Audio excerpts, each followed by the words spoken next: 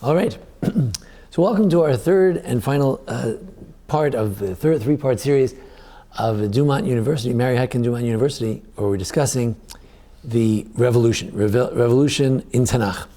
So we had classic revolution, which is really focused on in the book. It's really a focus of 2 Samuel, a big chunk of the latter part of the book of Shmuel, and that is the story of the marriage of Avshalom, the rebellion of Avshalom. And we're going to come back today and look at some comparative rebellions. So we'll look a little bit at his, because I think his would be a classic. If there are features of a rebellion, he would have all the features, because that was a classic rebellion. Then we had Yeravam, was also a classic rebellion. Unfortunately, I think we found that it was a little lacking in detail, but we tried to do the best we can with a little help from our Israeli friends. And now we're going to look at something that is very often not seen as a revolution, but we're going to look at the book of Esther through the eyes of revolution. So it turns out that in the book of Esther, it's all about mapechot, revolutions. What happened over here? It's one booklet, just at the top page didn't get stapled. Bakasha. Oh, wait, something wrong there again. Here. There you go, a staple problem. It turns out that there are, 4 revolutions in this book. So let's take a look. Revolution number 1 and number 2. In order for Achashverosh to come to power, he's ruling over Persia, and Persia's taking over 127 countries from India to Ethiopia or something like that. Well, that means that there's no Babylonia. So that means, the Babylonians just destroyed the temple a few years before that. So obviously there was some kind of a revolution. So Achashverosh against Belshazzar, his predecessor, from the Babylonians. Then we have Vashti versus Achashverosh, or maybe it's Achashverosh versus Vashti. We'll have to see. So those are 2 rebellions. We know that Vashti refused to come, so there's a certain rebellion there. But then again, Achashverosh killed her, so there's a certain rebellion there. So let's take a look at these rebellions. Now, these are not explicit in the book in this book. There's a lot of secular history about these kingships. Doesn't always match exactly with ours. The whole history of Purim, it's hard to pin down to a particular, historical event, but we believe it happened. And in the book of Daniel, there's some evidence of what the succession of kings was, and so you have Belshazzar appears there, and there's an Achashverosh over there. So there could be some indication, but on the first rebellion, we're going to look at some midrashic material as well. Midrashic material, medieval commentators, and let's see what they have to say about it. So first we'll look at some midrash rabbah, some midrashim. I'll just, let's see, Dr. Joe, would you read that for us? She sent to him and said, so Vashti sends a message to Achashverosh. Of course, for those who just need a little refresher on the story, of course, Achashverosh calls Vashti to come to the party with the crown of kingship. She refuses.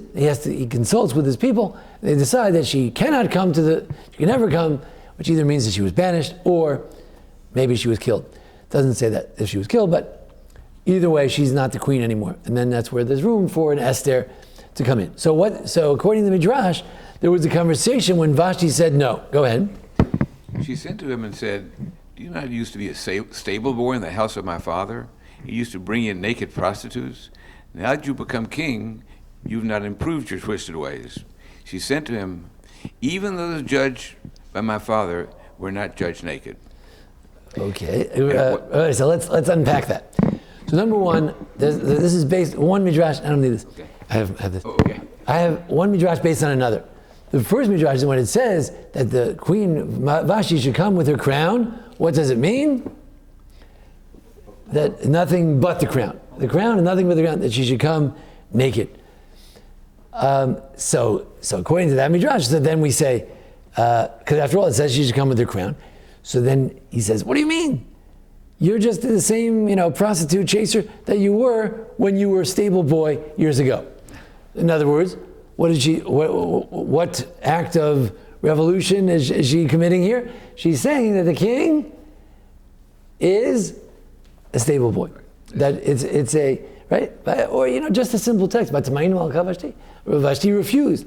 The notion that a queen could refuse the king is itself very packed. But then we start to realize, he only worked as a stable boy for her father being Belshazzar, according to who's king of Babylonia.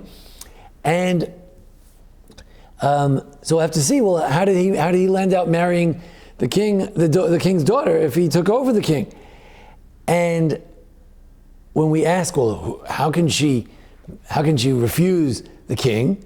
Well, wait a second. If she's the daughter of the previous king, so she thinks she has something coming to her, because after all, maybe she gives him all his legitimacy.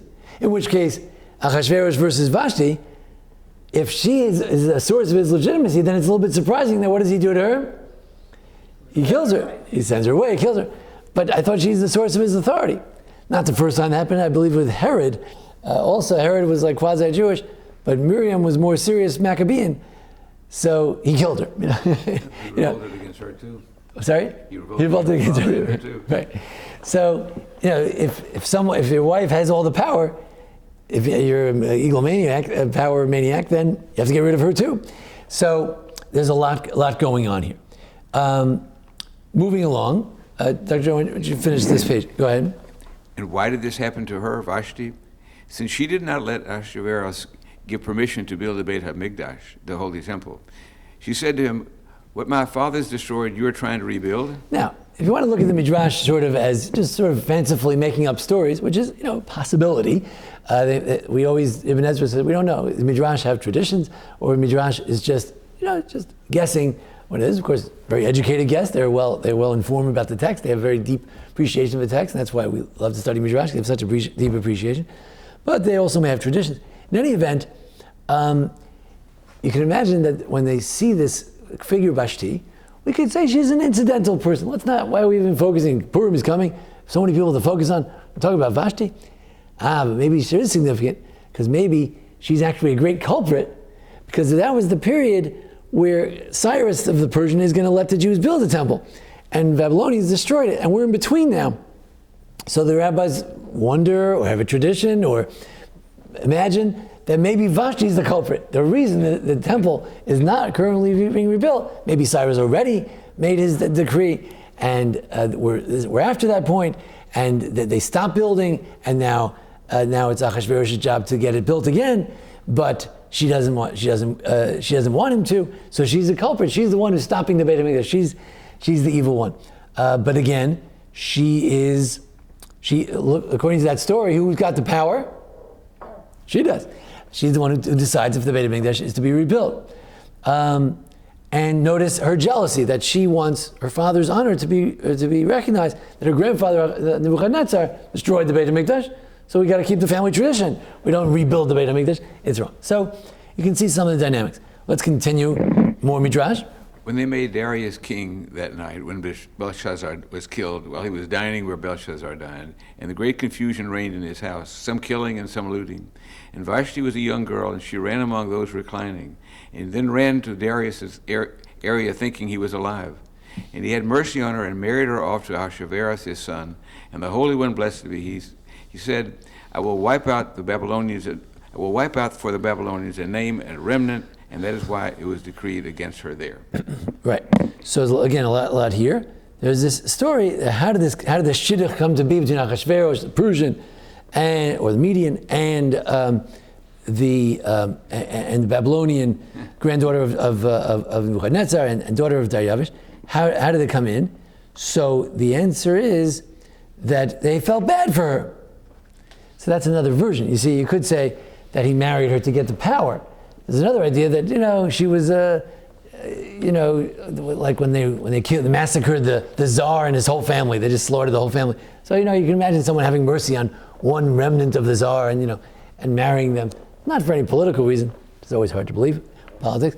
But for mercy, areas of mercy. So was it a mercy marriage? Or no, it was a power marriage, that way he could solidify the support of the Babylonian remnants because he was married to a Babylonian. So Solomon did the same thing. Right. You always want to marry your enemy's daughter. Right. Okay. Now, if you ask, well, where is the source in the text that there's any hint of this type of thing? So there are some interesting commentators. One is see this nice set here. This is old set of Chumash and Tanakh, and in that set they have the Yosef Lekach, the Rebbe Eliezer Ashkenazi, and on all the 5 Megillas they have interesting commentaries. One is Rebbe Eliezer Ashkenazi. One of my hobbies is I've discovered that in the 16th century lots of people wrote a book on the Megillah, possibly because many of them were Sephardic. They identify with the hidden Jew known as Esther because they had been hidden Jews, or their relatives were hidden Jews, because they just come out of Spain, and some of their relatives were stuck in Portugal, etc., in Spain. So who wrote Shlomo Alkabetz, we'll talk about in a minute. He was the author of the L'Chadodi. We have Rabbi Yosef Lekach. We have the Alshich. So there are Shmuel de Uzeda. There's a lot of these figures. Some of them wrote books that quote each other. And when they have these books, they anthologize all the Sephardic rabbis who wrote, Galinki, and there's just a whole crew of people, Ibn Sasson, all these different people that we don't necessarily hear about on the front page of the New York Times, but they were significant rabbis at that period. Many of them went through Tzfat at some point. Some of them, this one, for instance, lived in Egypt and Venice. It was the beginning of a period of boating, shipping, so you could be Ashkenazic and Sephardic all at the same time. Okay, moving along. So what does he say? So you have a little English at the bottom here. I'm going to read the Hebrew. Hamalka Vashti. It says, who refused? The queen Vashti. You could see Vashti Hamalka, Vashti the queen. Or you say Hamalka Vashti, the queen Vashti. So he thinks that maybe that's where the rabbis get the idea. Hayta Malka lifnei ota Vashti. She was always royalty before she married the king, before she was Vashti. We can't darshu razal. Maybe this is the source. The rabbis were squeezing from these 2 words and the word order of Hamalka Vashti, that her father was that she actually mentioned that, my grandfather was Nebuchadnezzar, and how dare you try to rebuild the Beit HaMikdash, and who are you to tell me to boss me around? So in any event, he was very mad Achashverosh was very mad at her because she went against him. She had this tremendous chutzpah. And again, a revolution is always chutzpah, right? To think about what it takes to have a revolution. Tremendous chutzpah. A friend of mine once said, there's a certain fellow, he's a rabbi in that town, that shul broke away from another shul. You have to have chutzpah to be the rabbi of that shul. Because if you start a revolution, you got to have chutzpah. So she had tremendous chutzpah, there's no question about it. Today, Vashti is viewed as a bit of a hero with the Me Too movement. She says no, she has a voice. There are some people who try to revive Vashti. It's certainly not in the rabbinic tradition. They poured all the negativity on her they could find. But it's interesting to say that she actually stood up against this vulgar king. Okay.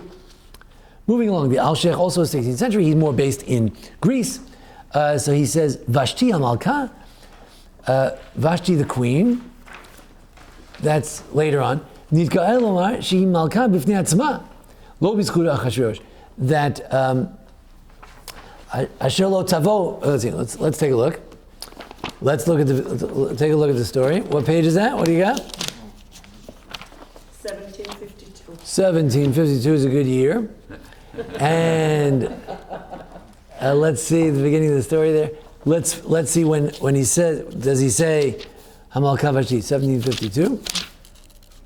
Vashti Hamalka, let's see. Here, Vashti Hamalka. He says, it's terrible. What are we going to do? We have a big problem. This is terrible, says Memuchan, who might be Haman, right? That she has sinned against everybody. Verse 16, 17. When people hear that you can go against your husband like this, he said to bring Vashti Hamalka, and she didn't come. So all of a sudden it switches to Vashti Hamalka instead of Hamalka Vashti. So he says Vashti Hamalka. So he's really saying the opposite of the previous commentary, but he's trying to squeeze out the same meaning.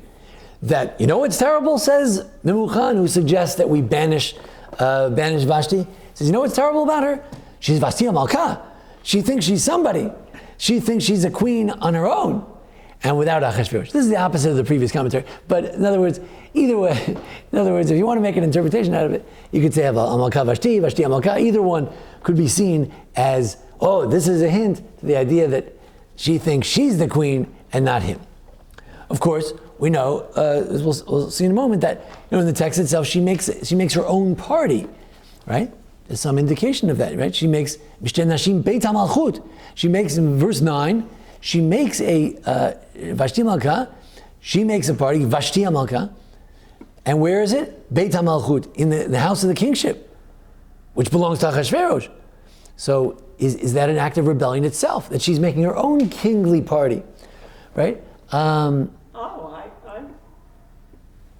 Yes? Sorry. She's in Bet HaMalchut Yeah. because she is the queen. I mean, I guess Achashverosh had other women there in that thing, but she was the main queen. Right. She had her rooms by Achashverosh next to it. Right. Asher Achashverosh. She's the royal one. Beit HaMalchut. It's the Beit HaMalchut. Very good. So we know later on that this man is not monogamous, right? We know that Esther, don't burst anybody's bubble, but there was a second beauty contest and somebody else was chosen. So the reason that Esther can't get his attention is not because he's celibate, but because he's busy, right? So similarly, one can suggest that at this early stage, he also has many other wives. So you want to say, she made a party in the house of kingship, but there are many houses of kingship because there are many women in the harem. But you want to say, no, for the one that's Achashverosh, the one that's closest to Achashverosh, because she has more access than other queens. Is that what you're saying? Yeah, we think it emphasized that her was also important, and maybe that's why she couldn't just leave. Hey, she had her own thing, and you call her, but right. she was she had in her a own royal event. Oh, I see. You're justifying Vashti, saying it's not just that she didn't want it. We always focus on why didn't she come? Why didn't she listen? What do you mean? She's in the middle of a party. She's got her own thing going on. She's entertaining everyone. How could she leave in the middle? And she made the feast. She's of all the women, she's inviting all of them. She's the one in charge. Right. We can imagine. We can imagine that there are other, important people at the party. You don't have a party by yourself. We imagine that she invited other noble women or noble men. It's hard to know, but. Now, an excursion into the Malbim. Does someone else have another comment? Okay, the Malbim. Now, the Malbim is a 19th century figure, so he's very much aware of, a lot of his writings are designed against the early reform, to talk about the roots of the Talmudic law in the Torah. And in this passage, you can see his awareness of different political movements, democracy, and things like that. So it's a very interesting essay. And there's a nice translation here. So you're welcome to read the Hebrew, of course. I have snippets of the Hebrew, and I have a fuller English translation I lifted off of Safari. So let's see. Who would like to read that for us? Michael, would you read that for us? Okay. So I'm going to try not to interrupt too much. It's a long passage, but it's kind of interesting. It shows for a rabbi in Poland, he had no secular education. It's interesting to see it's a more sophisticated approach to all this. And he has a complex approach, as he often does. And let's take a look. Go ahead. An understanding of the story needs that I make a brief introduction into how monarchies functioned when Egyptians, Medes, and Persians controlled the world stage. There were two types of monarchies. The first was a monarchy in which the king was elected by the people. The second... Right, we may have mentioned this last time, that there's no such thing as, you can't be an absolute dictator. You have to have people have to say, long live the king, right? If they don't say that, it doesn't work. So there's an element of election, not in the modern sense, but of popular support for a king. Go ahead. The second type of monarchy was ruled by force, in which the king conquered the country and became its ruler against the wishes of the people. This is what is told about Nimrod, and from these two appear two different types of governing. The Talmud kind of implies that both Nimrod and Achashverosh forced the whole world to be to be under their thumb, and he's kind of alluding to that. But he thinks of the distinction between Nimrod and the early days of the Torah, the world, and Achashverosh. Go ahead. The powers of the king in the first type of monarchy were limited. The limitations to his actions are known. The limits of his power were legislated already at the time of his election. Upon taking office, the king swore to follow the laws and practices of the country. Right, so if you're in a democracy of some sort, or a constitutional monarchy, or even if you're elected by the will of the people, the people dictate certain will that they have, and you have to follow those norms. Go ahead. B. In the second type of monarchy, however, the powers of the king were unlimited. He does what he desires. Though he might seek the advice of ministers, he did what he wanted, changing the laws of the country and its practices as he saw fit. He is the king and lawmaker, all in one. There were 5 major differences between these 2 types of monarchies. 1. In the limited monarchy, the king was seen as taking care of the country, the head of state who legislated and was responsible for leading the country in its wars and all its issues. The people in turn pledged their allegiance, were subservient, accepting their duties to the king and agreeing to do things for mutual welfare, such as to pay and so on. In the unlimited monarchy, such as Sennacherib and Nebuchadnezzar, however, the country was totally subservient to the king, and its people were thought of as his slaves, and he can do whatever it is he wants with them. So I hope the suspense is building. The question is, which type is Achashverosh? Continue. Just as a master does with a slave he has bought for money. The national treasuries in the limited monarchy belong to the state. In the unlimited monarchy, they belong to the king himself, like Pharaoh and Nebuchadnezzar. And Arafat and a lot of other people. Go ahead. 3. The king that ruled in a limited monarchy was not free to make major policy decisions without the approval of his country's ministers. The unlimited monarch had no such restrictions. He would destroy and fix everything himself without giving a thought to ask for advice or receiving permission at all. 4. The limited monarch was bound by the laws of the country and its religious dictates. The unlimited monarch could change the laws as he wished. 5. The capital city could not be changed in a limited monarchy. The king had to rule from the same city as his forebears. The unlimited monarch could change his capital city when he wanted. With this introduction, we can proceed to the Purim story.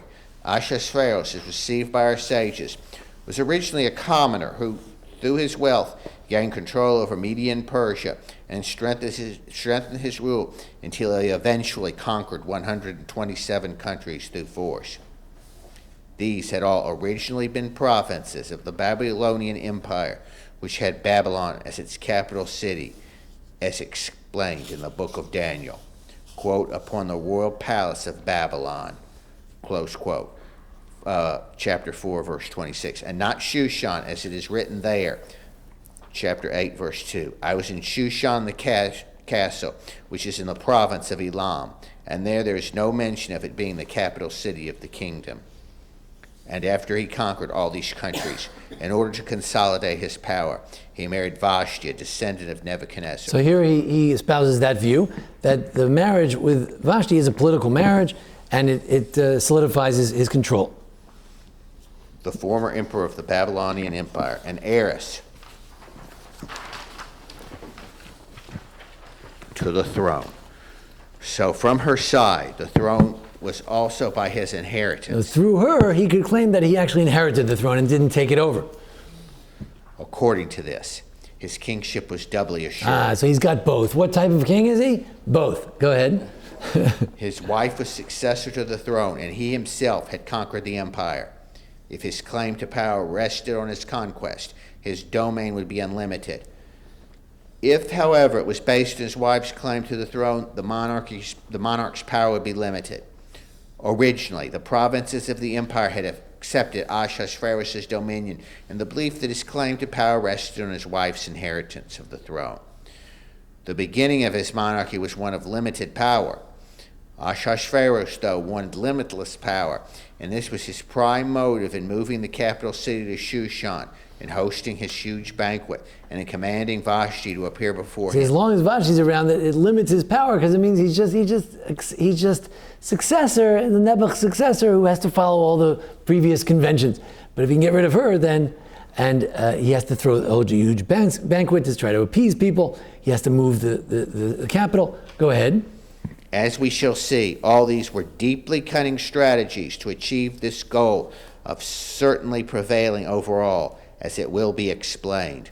This is why the writer opens with, quote, now it came to pass in the days of Ahasuerus. Okay, so let's go to the discussion of Vashti, verse 9, about So that's Achashverosh in general. Now, let me read this in Hebrew. Ido, you want to read it and I'll translate. Hine, at the bottom of this page, I don't have a translation for it. I'll give it to you. Ido, you read the Hebrew and I will translate every now and then. Go ahead.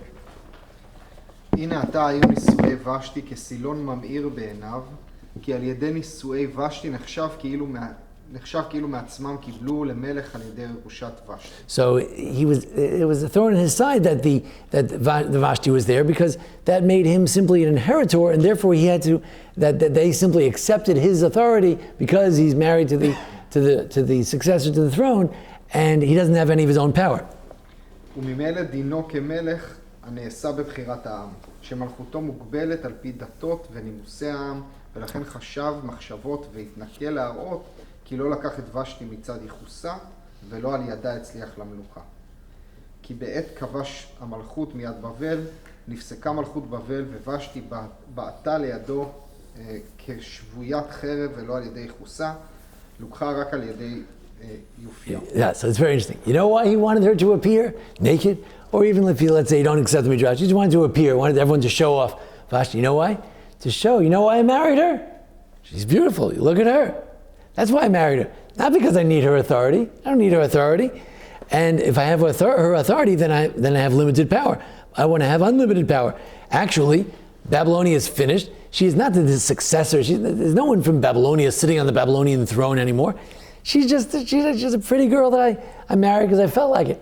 And really is no authority coming through her. ולא על ידה בא למלוכה, כי נהפוך הוא שהיא מולכה על ידו. So it's very brilliant in terms of why did he want her to appear? So it's an interesting idea to show how beautiful. So you think as a bunch of men, they wanted to see how beautiful she was.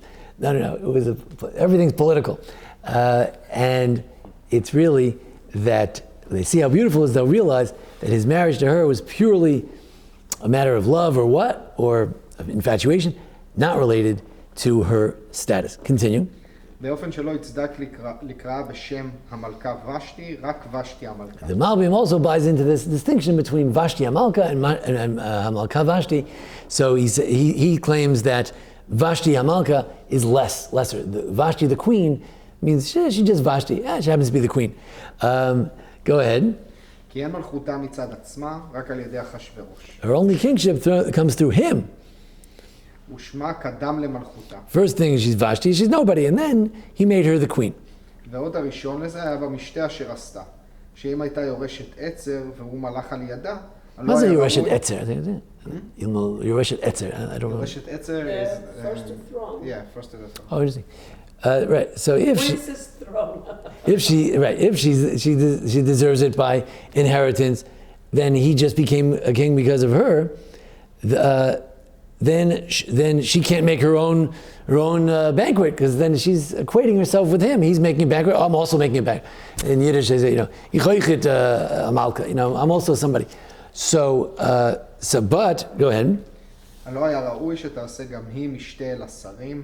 But she's saying, no, I have my own authority. And I invited the officers. It doesn't say per se that there were officers at her banquet, but presumably she had her own officers. Continue. וגם שהיה המשתה בבית מלכותה המיוחד לה מצד עצמה, שהיא המולכת מצד עצמה. Yeah, so he's interpreting a little different than Tammy, that it was in the place of kingship. Yes, it belongs to Achashverosh, but somehow it's an independent branch. In other words, they're branches of the government. Like it's like Texas or certain South Carolina. I don't know, that they're part of the United States, but they're really their own deal. So it's part of the kingship, but she's got her own little thing going on. אבל לא היה כן. רק גם ושתי המלכה, מצד שהחליט שעיקר עניינה הוא ושתי המלכה, ששמה קודם למלכותה, ואין מלכותה רק על ידו. Right, so the saying he wants to assert in verse 9, they want to claim that she's just Vashti. Go ahead. לזה לא עשתה רק משתי נשים, לא אל השרים והעמים. So, I see. Now he's claiming that she did not make a fancy banquet. The banquet was just for women. It doesn't say that there were important women there. Go ahead. וזאת שנית, שהמשתה היה רק בבית המלכות אשר למלך אחשוורוש, באופן שמורה שהיא אין לה בית מלכות בפני עצמה? בפני עצמה? בפני עצמה, רק לא לבדו יד המלוכה. המלוכה. Right. So wants to claim that actually the fact that she had it in the palace, which is to the king Achashverosh, maybe that does indicate, like Tammy was saying, that yes, that it is the house was under his authority. It's not complete rebellion.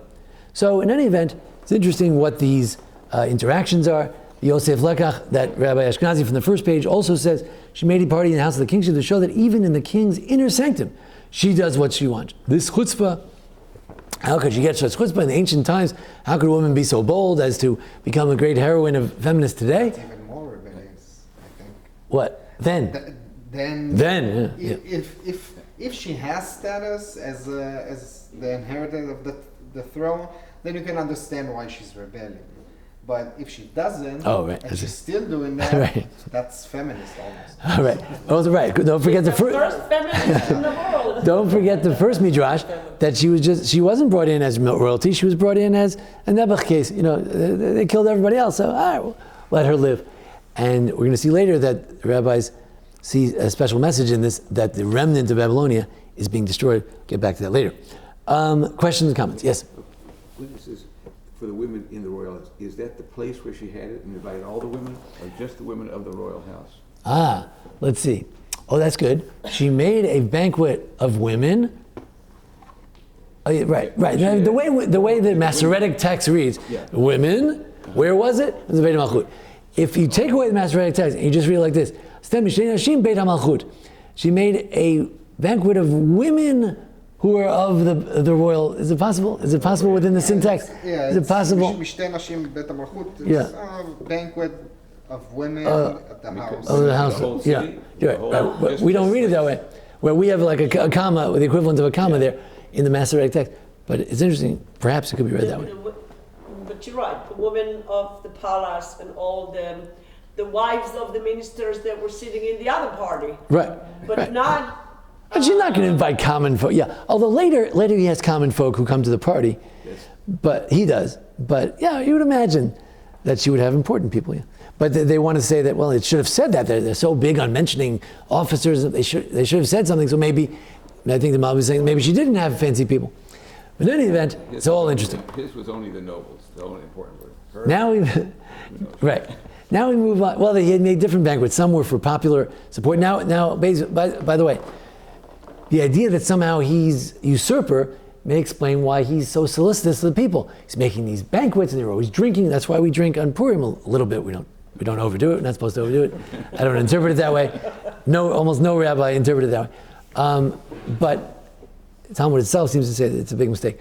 But in any event, but the reason we do have drinking at all is because everything's with drinking, and he's always encouraging drinking because he's trying to buy the kingship from the people.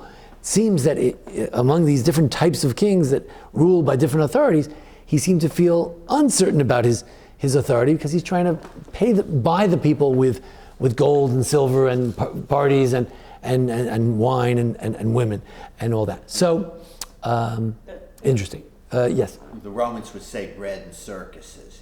I think that was... What was that called? Bread and circuses, I think, to keep the people happy. Interesting. What else? Oh. No. Okay, good. Now, revolution number 3. So that was revolution number... So let's think about it. We have Achashverosh, a usurper, and the question is, what authority did he run? Was it a pro-Jewish thing?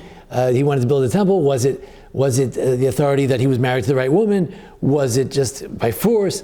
Was it, what else has been suggested here? Was it, as you have with a little bit with Avshalom and perhaps with some politicians today, it was, what do you call it? He ran on depravity. Right? That's a lot of drinking, a lot of, so anyway, so it's interesting. And then you have Vashti Achashverosh. Maybe she's trying to take it's like a counter-rebellion. Maybe she was trying to start something. She never finished her rebellion. She was trying to start. And, what do you mean Persians rule over the whole world? And in those days, it's pretty much the whole world. What do you mean? Babylonians. I'm also queen. You're nothing without me. So it's an interesting thing. We really have two traditions as to whether they took her in as a nothing or no, he took her in because he's a nothing. So somebody's a garnished. Okay, moving along. Michelle? Okay. So now revolution number 3. This is the most clear case of spies who tried to overthrow the throne. It was a failed revolution. But the question is, what was it all about? You have the verses here. And what happened? That Mordechai was there, and he hears that page 1756. In those days, Mordechai was at the gates. The gate was a place, it was a very large area, the size of this room, a little small, that would have people hanging out. And Bigtan and Teresh got really mad. They got mad, and they decided to cast a hand against Achashverosh. The matter became known to Mordechai. He told Esther. Esther told the king, and she named Mordechai as the source so that he would get credit, which is very important for later in the story. This could be the most important moment in the story. And then Achashverosh looked into it. He hung them on a tree, finished, put them in the history books, end of report. So it's a very short story. So of course the rabbis are wondering, rabbis always have to fill in the blank. What's going on here? What kind of story? Why did they get mad? What was going on? Etc., etc. So who would like to read that? Let's see, Michelle, would you read for us? The Talmud says the following, Gemara Megillah. Sorry, I forgot to give the source. Go ahead.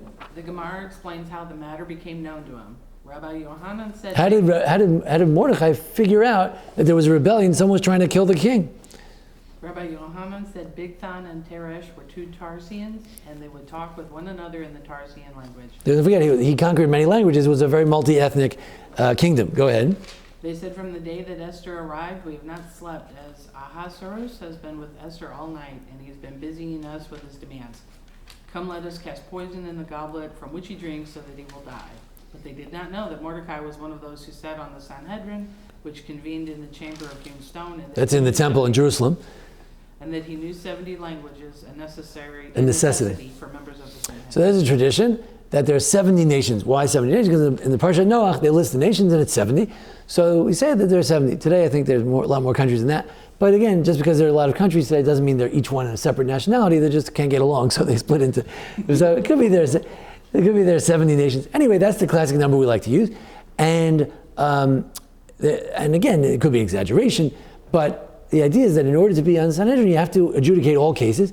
If somebody speaks Spanish or Chinese, you have to be able to adjudicate the case, and you can't adjudicate a case by translation. If you're adjudicating a case between a Spanish fellow and an American fellow, and the Spanish guy is coming through translation, maybe the translator is botching up the whole thing. His whole case is being ruined by the translator who's maybe on the other guy's side. He's being paid off.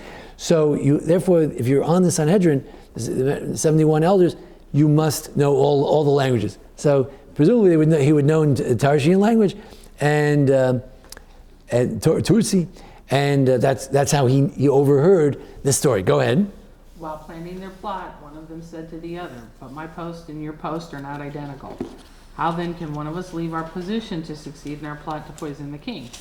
The other one said to him, "I will guard both my post and your post."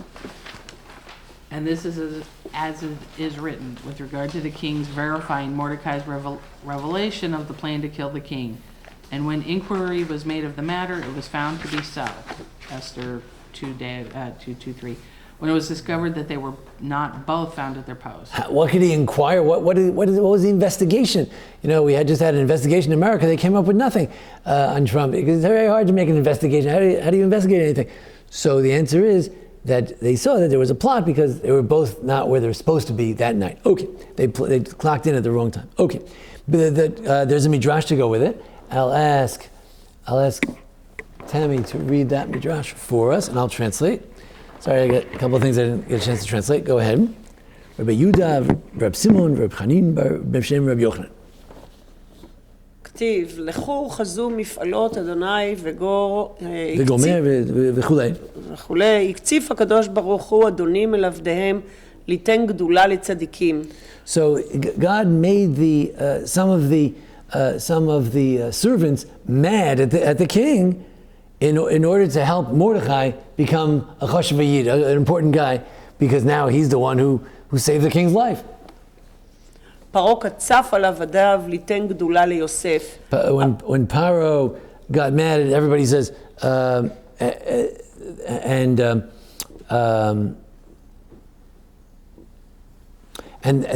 that's why they were in, those two guys, the baker and the butler, were in jail when Paro got mad. Why did he get mad? Because they were rebelling, or that's why he killed the baker. Why were they rebelling? In order to raise the tzaddik Yosef to power. Go ahead. עבדים על אדוניהם, ליתן גדולה לצדיק. קצף בגתן ותרש, ליתן גדולה למרדכי. The reason that Bigtan and Teresh rebelled was so that Mordechai could rise to power. Go ahead. רב אמר קונדה, מכירים נתנו בתוך מנעליהם. Cherev Katzar. So they put a little sword, they hid it in their, how did they smuggle it in? They had metal detectors after all. So the TSA didn't notice because it was in their shoes. Go ahead. The first shoe bomber. Go ahead. Go ahead. רבי חנן אמר מנגנין עשו לו לחנקו. מעשה תחבולה. Yeah. So some sort of tachbula, was it some sort of a rope or yeah. Okay. שמואל אמר חכינה עשו לו בתוך ספלו, ארז נחש. That usually assume the poisoning. That's what we usually assume, that they were trying to poison him. Go ahead. ויבוקש הדבר וימצא. רבנן אמרי זבוב נתנו בתוך Highly Putin shlo. highly putiri שלו. Some sort of a cup. So they put a fly in there. In any event, so there was the point is that there was a heavenly hand. We've talked about this before, that all these revolutions, that we're enjoying talking about them because it's interesting to see how does it work and what happens and what's the political dynamics and the human dynamics. But of course, there's the heavenly hand, like we had with Avshalom, where we have Yeravam. Why is Yeravam rebelling? Yeah, for whatever reason, Yeravam is rebelling. But the truth is, Hashem is trying to get rid of the strong kingship of Shlomo and punish Shlomo and to some degree David for what's going on.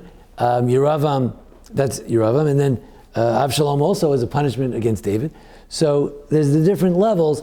At some levels, these rebellions are happening from above. Again, based on a verse in Mishlei and Proverbs that Yad Melachim B'Yad Hashem, Lev Melachim B'Yad Hashem, that the heart of the king, when it comes to upper levels of what happens in the world, even if you don't believe that everyday activities are guided by Hashem's hand, it's a debate.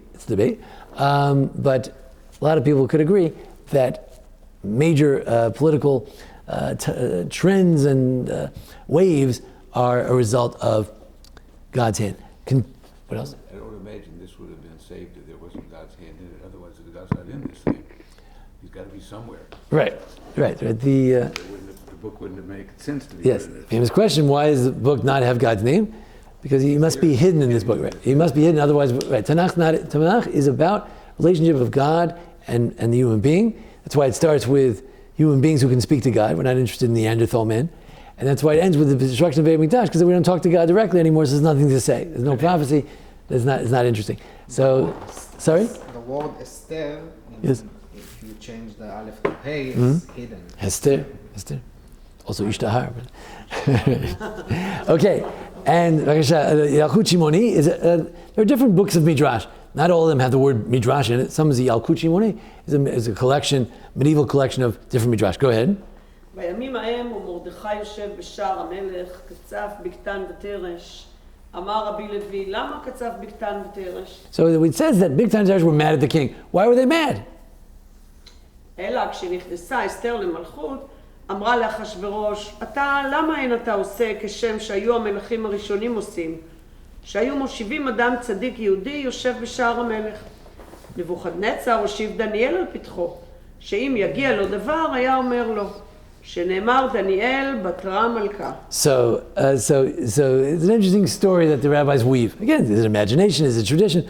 But it's interesting. It says, if you look in the book of Daniel, you see that what happened when the Jews were taken into captivity by the Babylonians, and they continued under the Medes and the Persians, that they figured, a lot of Jews, there are always some smart Jews. So you kill off a lot of Jews, and you conquer them, and you move them to Babylonia. And the smart ones you take as advisors, and maybe they can help you with your finances, with your dreams, with whatever. So Daniel is one such kid. He's good looking, he's smart, and he has other friends, Hanai, Mishael, and Azariah. They're also smart kids, and there could be an abusive element to it as well. And So Esther says to Achashverosh, "What's wrong with you? You don't have any Jewish advisors. You don't have, but everybody's got Jewish. You don't have the head of the. What do they have today? The bank. What's the central bank? What's it called? Greenspan and the Federal Reserve. You have to have a Jew in charge of the Federal Reserve. What's wrong with you? Don't you know?" So he says, Nebuchadnezzar had Daniel. What's going on? You got to get somebody smart. So the rabbis actually say that Daniel's still alive, but he had fallen out of power. So she says to him, "Go ahead." Right. Do you know any kosher Jews? You know any good Jews? You know anybody? Go ahead. Right. Yeah, I have a great candidate. His name is Mordechai. Nothing to do with him. No nepotism. Go ahead. כיוון שהעבירם המלך והעמיד מרדכי תחתיהם, קצפו ואמרו, הואיל והעבירנו המלך, נלך ונהרגהו בצנעה.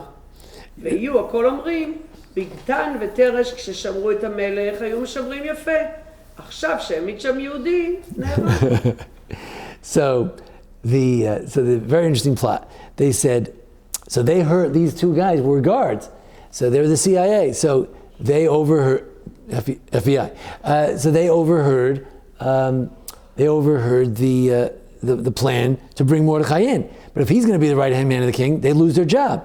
So he said, "That's no good. So then, why don't we try to at least make a plot against him, and then everyone will say, oh, Bigtan and Teresh, they were the head of the CIA or FBI.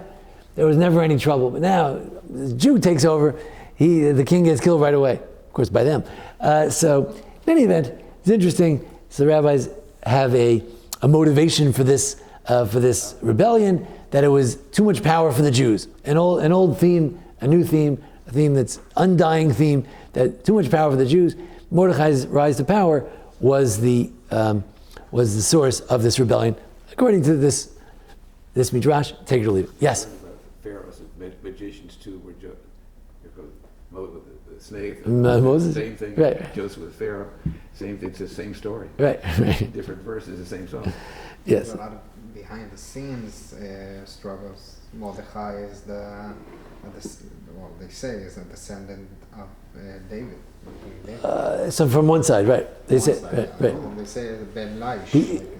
Ben Kish. Yeah. On the one hand, he's from Ishimini. On the one hand, he's from Benjamin. But on the other hand, he's Ish Yehudi.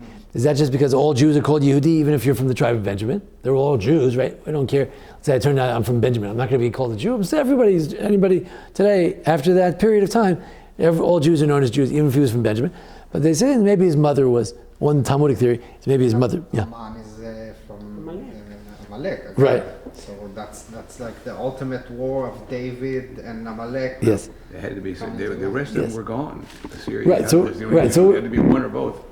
So now now we're going to get to the final revolution, Esther versus Haman, which is also Jews versus Amalek, and Jews versus their enemies, and that's versus Amalek. Now let's say Esther versus Haman. He happens to be from Amalek. That's how we view it, but it's personal. It's these two characters. But then at the end, we kill a lot of people in this book. It's a very bloody book, much bloodier than anything we read about so far. So it's going to be a very bloody thing. So that's also a revolution, and we have to see about that. So let's get cracking. Let's see. So we have Esther 9:1.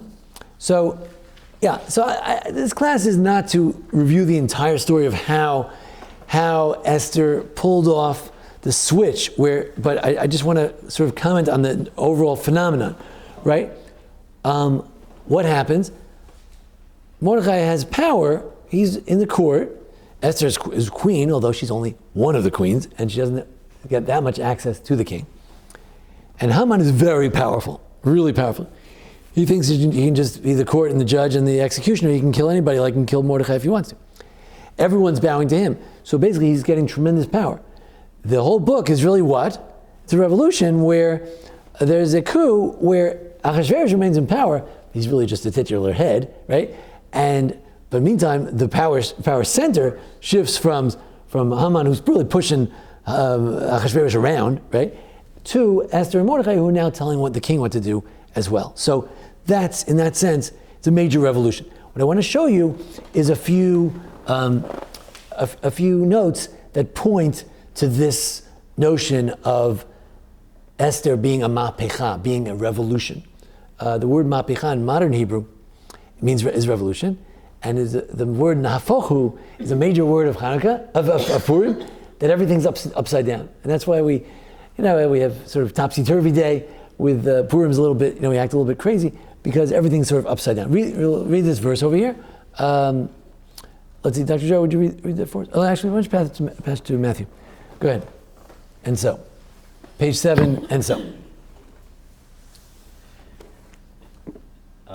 And so on the 13th day of the 12th month, that is the month of Adar. Yeah, we're now in the second day of Adar. Today's the second day of Adar, but in the 13th, go ahead. When the king's command and decree were to be executed. That was the day when the decree to destroy the Jews was supposed to be executed on the 13th. Purim is the 14th, but this is the 13th. It was supposed to be the day of killing, of massacre. Go ahead. The very day on which the enemies of the Jews had expected to get them in their power, the opposite happened. The Jews had got their enemies in their power. Right. The translation's a little clunky. Let's see. Sher Sibru, that they plotted, the enemies of the Jews plotted, Lishlot Bahem, to rule over us. And it's the opposite of what we, au contraire, it's the opposite. It's hard to translate v'nafochu. It's opposite, it's topsy-turvy, it's upside down. That the Jews should rule against their enemies. Again, this book is written in an exilic context. Everything flipped over. Yes. Yeah, hang one second. In the exilic context, like in America, before the state of Israel was formed, where you were in the army, right? That's right. What was your role? I was a commander. Commander, of course. So good people are always commanders. So today, it's not so unusual that Jews win battles, or at least we tie, or we don't lose battles. We can't afford it. But that's today. But before 1948, it was strange. A Jew should rule over the enemies? It's impossible, right? Because Jews are we're just a bunch of immigrants. We're just a bunch of refugees. So it's so strange that the Jews rule over their enemies, right? After 1948, it's not so strange. Maybe many Israelis read this pasuk. They say, why is it strange? Why is it upside down? Why is it topsy-turvy? Why is it nafoch? Why is it the opposite of what you would think? But in any event, how does he translate? It's the opposite happened. Anyway, so this verse, for instance, today there's a song, V'navoch, v'navoch, v'navoch, v'navoch, v'navoch. There's a song where a lot of Jews, you get in yeshiva and you dance around for 3 hours, and you keep saying, v'nahafochu, it's upside down. There's a lot of people point to these two words, nahafochu, that it's topsy-turvy. What about modern Israel? Is it resonate at all? No, not so much. Yeah, they do it. Yeah, nahafoch. All the programs at school. It's cool, Hebrew. right? It's all It's a nahafoch, right? Topsy-turvy day, right? The kids should wear strange clothes and upside down, and you wear pajamas. When I was a kid, Yeah. we used to do that. The week of Purim, there was a day that we went to school at night with pajamas instead But of... the theme is nahafoch. Yeah, The theme was so many people pick up on this. That this is the whole essence of the book. So I don't need to go through. We've had other classes over the years of how it's a complex revolution, right? You have on the one hand, you have the idea that Esther, she's standing up and she speaks to the king and she's begging, but nothing would happen if. But the king is going to ditch his main advisor because of some woman who was his wife?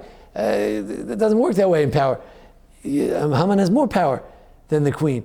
But when he realized he just made a parade for this guy because he's a hero, because he saved the king's life, and someone told him that Haman is trying to kill the guy who saved his life, so that's how the revolution happened. With the combination of Esther begging, that's nice, but Achashverosh had to think about it. When she said, save the Jews, he went outside to think about it. But then when she comes back in and someone said, by the way, remember that parade for the guy who saved your life? Well, this guy who you think is your best friend, he's trying to kill that guy who's your friend. And right. So the revolution took place in an interesting way. This class is not about that per se. It's about the idea that this book is all about ma'apecha, about how everything was topsy-turvy, and that's just not just from a Jewish perspective, life or death, but also from a political perspective, that Haman was in charge, and Haman was not in charge. The Jews were to be massacred, slaughtered, genocidally eradicated. Instead, we eradicated a bunch of them. Who wants to find how many people actually died? Yes? You say hope is the theme here. Right. So you could say that it's hope that even when things look so dark, it could be the opposite, right? In 1945, it was the end of the Jewish people. 1942, and then all of a sudden, in 48, it's like the beginning of the Jewish people. Yeah. We're dead and we're alive again. So yes, I would say definitely that is the theme. Actually, I just sent a letter to. I was working on this, and then they said write a letter to the college kids. So I wrote a letter to the college kids. You live here, so you don't get the letter yet. You should ask the sister to send it to you. Anyway, but you get free hamantaschen. But anyway, that's what I was thinking about. I was thinking about this. I said, what's a good theme? The idea that we say Tshuat Hashem Keherafayin, the salvation of God could be in 1 second. Every 1 second, everything can turn around. It's the worst of times. Mashiach comes. So definitely, that's the theme. The Malbim, he says, for not only. Want to finish up? For not only. Why is it upside down? For not only did the enemies not win over them, it was the opposite. From one side to the other, that the enemies went down from their power to the lowest pit, and Israel rose from the Lowest depth. Yeah, the lowest depth of the height of success. And this is one miracle that is included in the statement. It is so contrary that it is so contrary. Upside down. Go ahead. That the things changed from one side to the opposite, and the second miracle was that it was not only by luck but by themselves. Right. They actually did it. In other words, you'd think as a pietist, the so religious man, the Malbim would say, and it's all God's doing. He says, no, that's not what the verse says. The verse says that the Jews would rule over them. So there was an element of the Jews figuring this out and taking over, and then the Jews actually went out, plain Jews, not Esther. And they went out and anybody who tried to kill the Jews, they killed them. How many people died? Who's got it? I have the verse here. 1 second. 9:12, right? 9:12, yeah. 9:12. You have it on page 12. Page 12, 9:12. The king said to Esther the queen, in the fortress Shushan alone, the Jews have killed a total of 500 men, as well as 10 sons of Haman. Oh, I'm sorry, that's before that. Go ahead. What's the next verse? 9:12, 9:13. Did you say 9:10? 1 second. Yeah, here it is. Verse 16. 75,000. Okay? So the Jews killed 75,000 anti-Semites. All right? So this is totally upside down. Take a few minutes, take a look at a few other things, and I want to show you something really interesting. Manon Levi, the Manon Levi was the rabbi who wrote the L'chadodi. He wanted to give shalach manas to his father-in-law, but if you're a scholar, you don't have that much money. What are you going to give him? Food, hamantaschen. So he gave him a book. He wrote a book about Megillas Esther, and he gave it to his father-in-law. He said, "This is my manot. This is my shalach manas to you. Is this book?" So it's called Manot Levi, and he says a couple of things here. Someone said that it was the opposite in that the Jews' permission, that the Jews are the ones who had permission. It was on that day. In other words, let's say many pogroms, they had a wink from the government that it was okay, or a wink from somebody that it was okay to kill the Jews. Church or somebody stood by and nothing happened. But here the Jews got permission for that. That was very unusual. It says on the next page, page 9, on that same day when they were supposed to kill us, things turned over and everyone knew we were the nation of God, and it was surprising the officers did not stand up against us. It says, Ish lo amad b'fneihem, that no one stood up against us. Who's that? The officers. They didn't stand up because the fear of Mordechai was on them. The only ones who stood up against us were Amalek. So what do you mean? It says nobody stood up, so then why did we kill 75,000 people? We were defending ourselves. She asked, can we defend ourselves? So this is the theory that these people who stood up against us were Amalek. From a Rabbi Salvation point of view, anybody who hates the Jews, that he wanted to kill them, that's Amalek. Anybody who wants to wipe out the Jews, anybody who says should wipe out the Jews, that's Amalek. We were just going to defend ourselves, but we landed out killing a whole bunch of people. Now, I want to show you again that the whole book is all about revolution, and I want to show it to you in the following way. And this I learned from one of my teacher, Rabbi Elazar Horowitz, professor of Midrash at YU.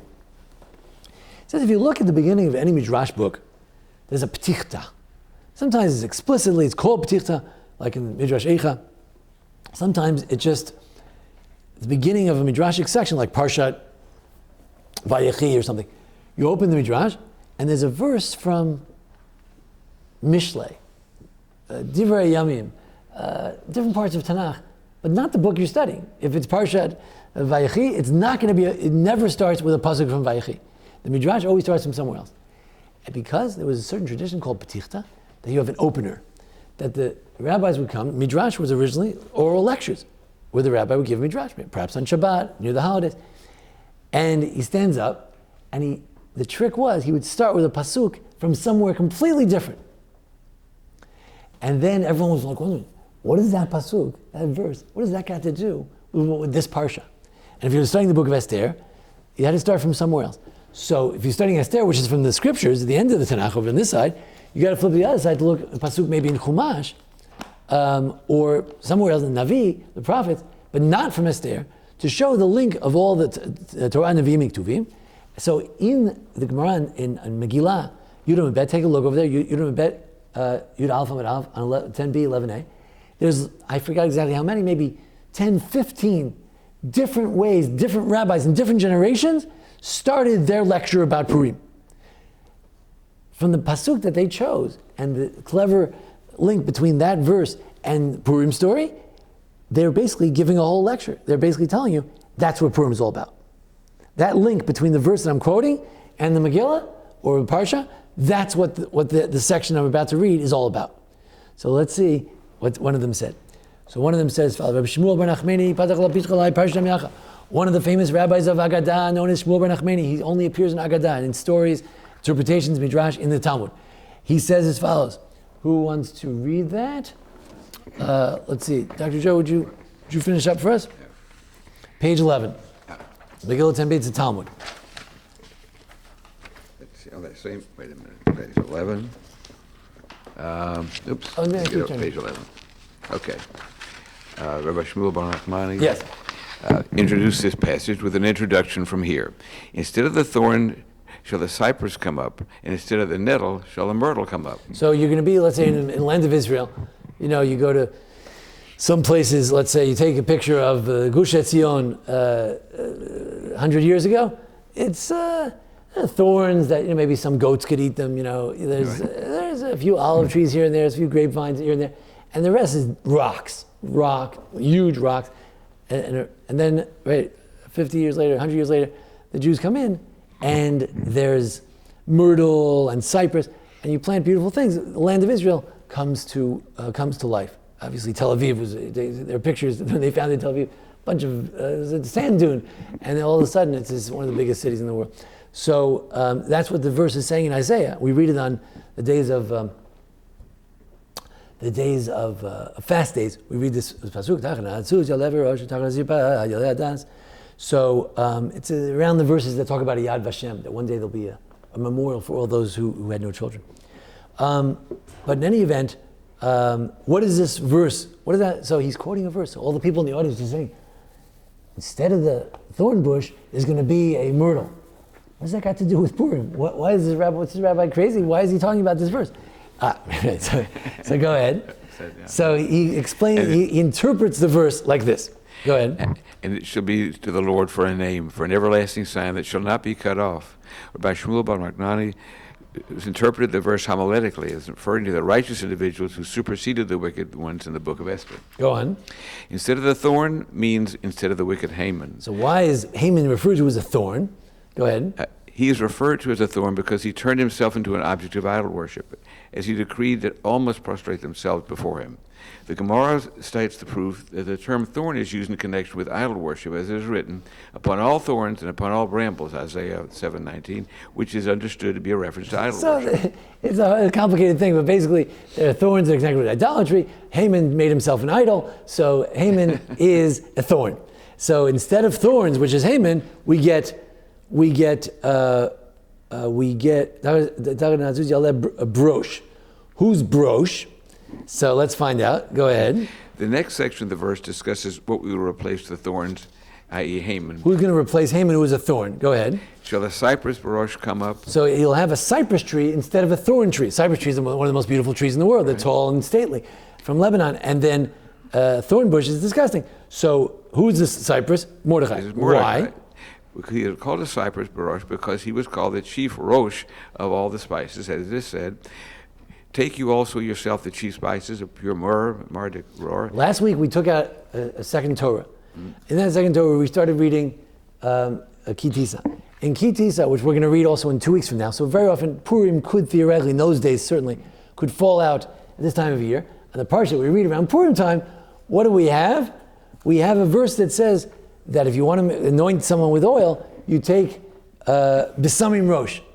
And the translation of Besamim Rosh in Aramaic is Mare Dache. Mare is myrrh, Dache is like ground or something like that. So, what? Hadassah. Oh, we'll get to that in a second, right? So, Mare Dache, in Aramaic, the word brosh, that Besamim Rosh is translated, and what spice you take? Mardiror. But Mardiror is translated as Maridache. Maridache sounds just like Mordechai. So Midrashic. And the Sirpad is Vashti. Why? Because Rafidat is the tiles. Yeah. So the Rafidat Zahav, it says in the Song of Songs that the Beit HaMikdash, that the lover is so beautiful, he's like a tiled floor, whatever. So the rabbis say it's not talking about a lover, it's talking about the Jews who have a Beit HaMikdash, the Holy Temple, which is tiled with gold. So Nebuchadnezzar destroyed the tiles of gold, which is Rafad, and which is like Sirpad. So Nebuchadnezzar is connected. Again, this is all supposed to be ingenious. Is it the true meaning of the text? Who even cares? We can debate all day. The rabbis it's a mystical meaning. It's the true meaning. Or you could say no. It's just a cute thing that the rabbis connecting this verse with the characters in our story, right? And then the next one is easy. Instead of the sirpad, the nettle, whatever that is going to come the hadass. That we can figure out. Ido says what hadass. Obviously, who replaces Vashti? Esther, and her Hebrew name is Hadassah, right? So it's beautiful. So it always, but what this rabbi is saying is, you want me to give a lecture about Esther, right? I'm gonna follow the rabbinic tradition. I'm gonna start with a pasuk from somewhere else, and I'm quoting this pasuk. Why are you quoting that pasuk? Because it talks about usurpation, about one thing replacing the other, about nafahu, everything turning around. It talks about revolution. So I'll give you a verse that talks about revolution. A verse says one day instead of thorns, you'll have beautiful trees. Instead of thistles, you'll have myrtle trees, and which have a nice fragrance and all that. So,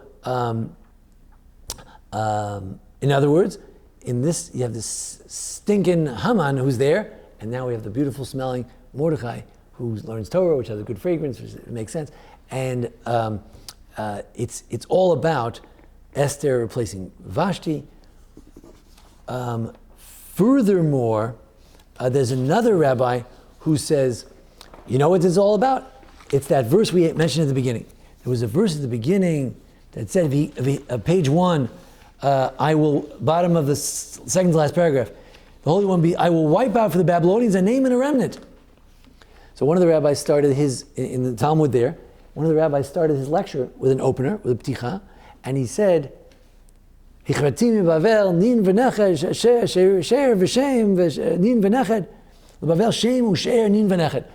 be any remnant, there won't be anything left, there won't be any grandchildren, there won't be any great-grandchildren, there will be nothing left. Because the only thing that was left when the story begins, what's left of Babylonia? Vashti. And the death of Vashti is the death of Babylonia. So that there's another theme in this book. There's this other theme of the Beit HaMikdash. The rabbis see that Achashverosh is drinking from the cups of the Beit HaMikdash. It's all about, there's a sub-theme here. There's a leitmotif of destruction of the Beit HaMikdash, and it's also part of this Ma'apecha, the revolution theme, and the usurpation theme, that instead of Vashti thinking, well, the Babylonians are still around, step on them, we crush them, and we wipe them out. The end of Vashti, no cigarette butt, nothing left. The Babylonians are gone, and Vashti is part of that story. If you don't read it that way, then you say, well, At the beginning of the story, it's kind of boring. There's no Hamans, there's no Groggers. Vashti, who cares? She's not Jewish anyway.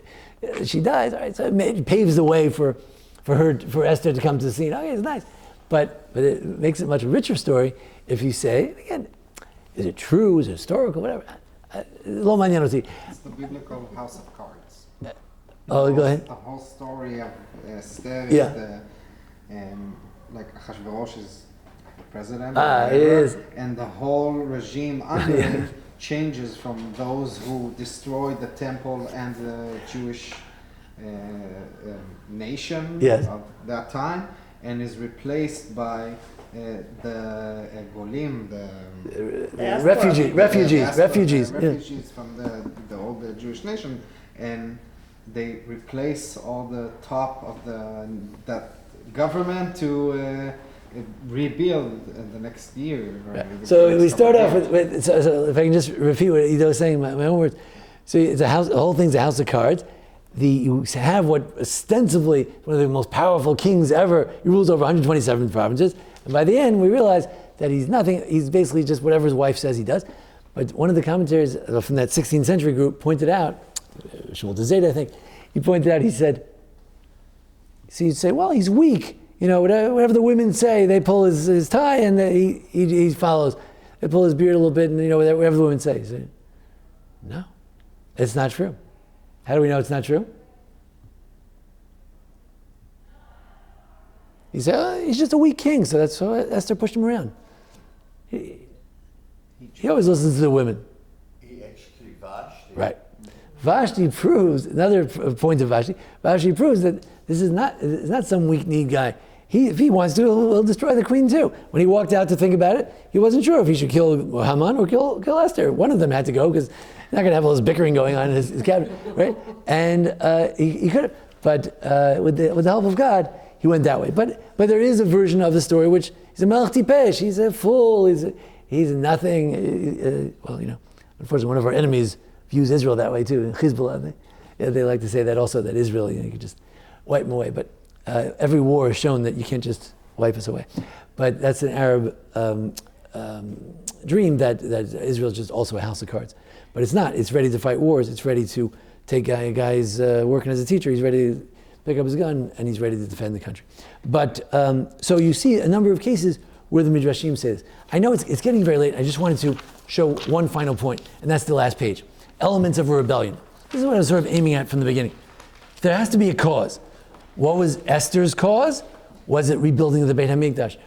Was it nothing? Did she start off with no agenda? She's just a pretty girl, who knows what? And she ends off with an agenda to save the Jews. In Le'ed Kazor Yigat Malchut. She realizes this is her whole destiny. Avshalom, Yeravam. Avshalom was he the guy who was going to help everyone win their cases, both sides. And Yeravam, is he the one who's going to stop the corruption of Solomon? And then only to be corrupt himself. Whose rebellion is motivated by greed and which by cause? Which one by hatred? Does Achashverosh have a cause? Is he just there to please everybody?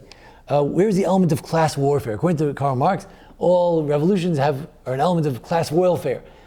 So it's an illusion that the rabbis think that he wanted to satisfy the poor people, the rich people. He made a banquet for everybody, the people in the capital, people not in the capital. There was a danger of rebellion from class warfare, so he tried to rise up against it.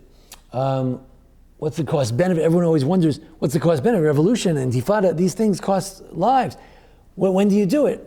From our perspective, the Arabs always pick the wrong time to do it and waste their lives and their time. But sometimes people are more wise than that, and they have a cost-benefit analysis, whether it's worth joining the revolution. Vashti obviously gambled too far. The leader must develop popularity. So Avshalom developed popularity because he was a good-looking guy. He sweet-mouthed everybody. Haman, it's interesting. He made people bow down to him. What was his appeal? It's interesting. He definitely had friends who thought that if you butter him up, you'll get somewhere. We see how his mode of operation is. He gets his friends together. They all tell him what a great guy he is and how he should just smash all his enemies and whatever. And of course, as soon as he has a downfall, they all turn on him and they could care less. But so it's interesting what made Haman tick. Maybe religious appeal, idolatry. Achashverosh, how did he develop popularity? Clearly, he made a lot of parties. How did Mordecai achieve this? All right? How did Mordecai achieve the revolution? How does he get his popularity for his revolution? Is by saving the king's neck. Esther, savoir-faire, right? You don't listen to Mordecai and go beg for your life. You have one party, you have another party, you wait for the right moment. That's how she... they must get a blessing from the leader. In other words, sometimes you need a blessing from the previous leader. So Avshalom gets a kiss from his father. Yeravam was once appointed by Solomon to be leader of the north. And Mordecai and Esther get that scepter, to do their thing. And then they're in good shape. Yes? Also, Ahasuerus Yes. marrying Vashti. Correct. He gets the kiss of Vashti to get his authority. Good. They must get advisors on board. In order to have a revolution, you got to get the major advisors.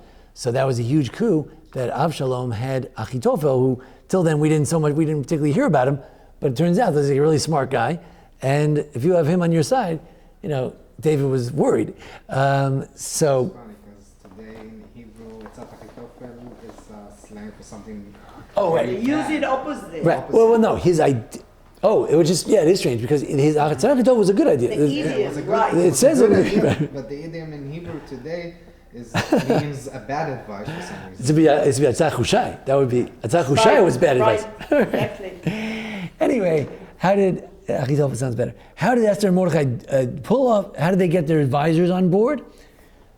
There's one key advisor who turns, and according to the rabbis, he actually turned. Charvona, they say Charvona was on the bad side, and when Charvona saw that Ahasuerus was about to execute Haman, kind of looked that way. He puts in the last nail in the coffin and he says, "Oh, by the way, Mordecai's trying to kill you.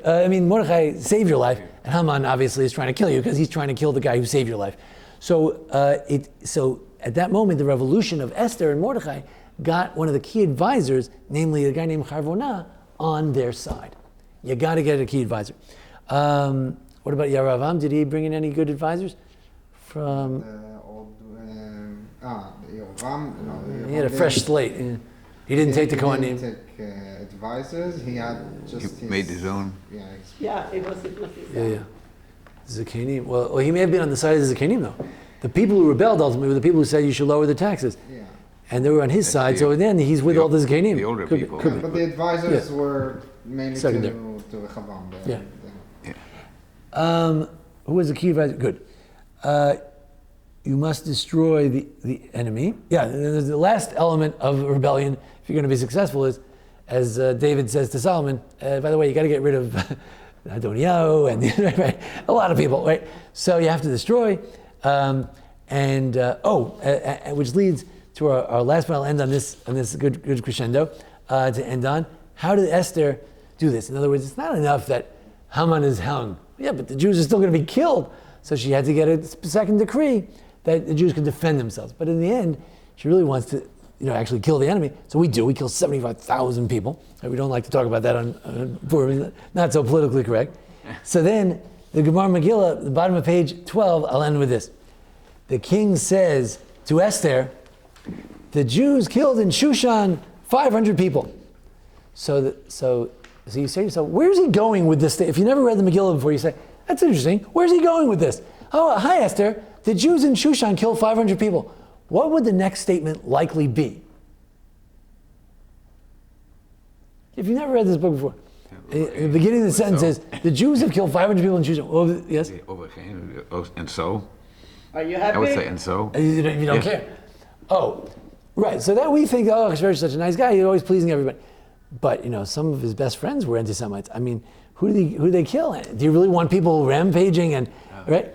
So the rabbis say, Joe, finish this off. The verse states.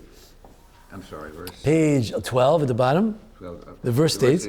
And the king said to Esther the queen, the Jews have slain and destroyed 500 men in Shushan, the capital, and also the 10 sons of Haman. And what have they done to the rest of the king's provinces? Now what is your petition, and it should be granted to you, and more do you request, and it should be done. Right, so Esther. He started by saying they killed 500 people.